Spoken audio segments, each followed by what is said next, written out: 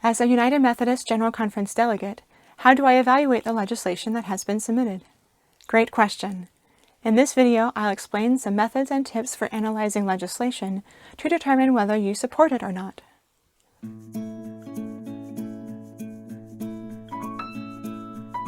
When familiarizing yourself with a petition, the wording of the item is an obvious focus, but there are other pieces of information available in the petition that can influence your analysis.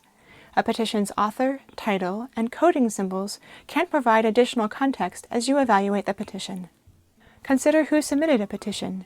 Did the item come from an individual or on behalf of an organization? If you are curious about an individual who submitted legislation, you could try doing an internet search for their name to see if they have authored any online articles that explain their views or been in news reports for United Methodist roles that they have held. That information might give you a perspective on the individual's stance or background. Annual conferences often submit petitions to General Conference.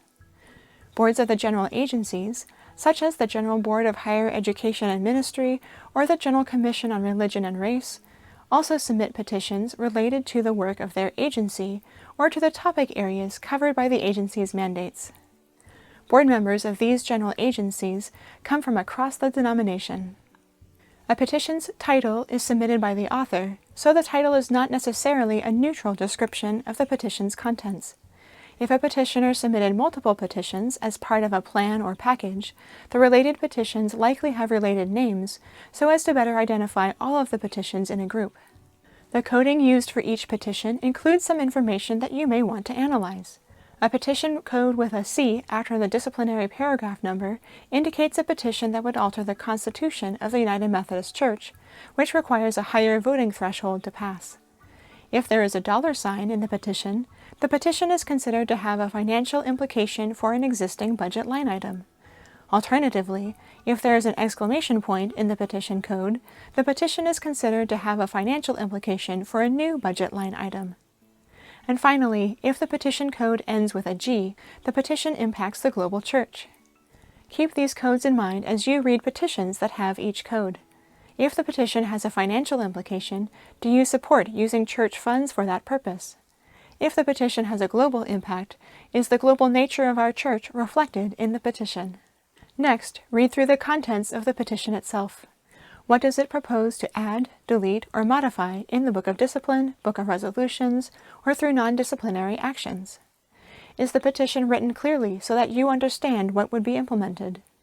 For amendments proposed to the Book of Discipline, it may be helpful to look at the relevant section in the current Book of Discipline to understand the context of what is being addressed. Sometimes a proposed amendment doesn't fit well with the other content of the paragraph or section, or it changes wording in one area but neglects to change the same phrase in another place.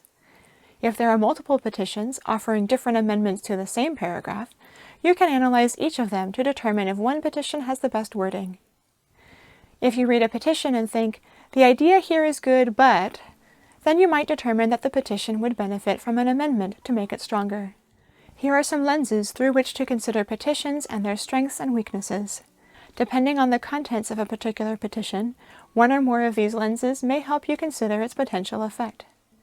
How will this petition enable United Methodists to be effective in ministry and mission?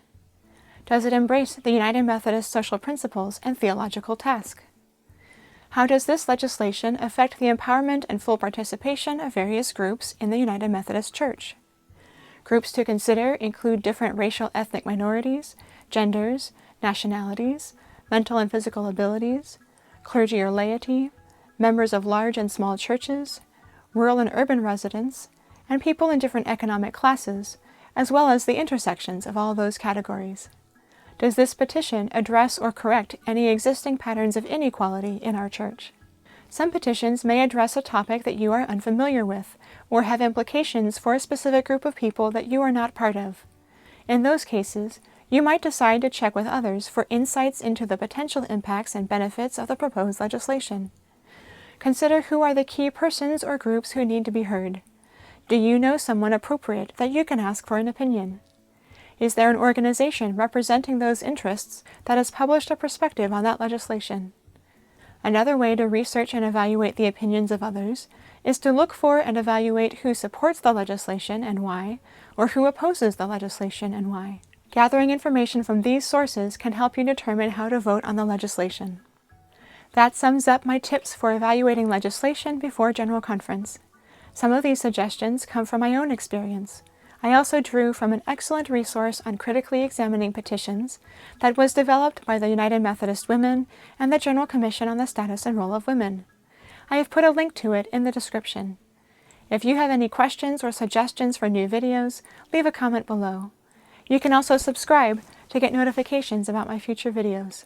Thanks for watching.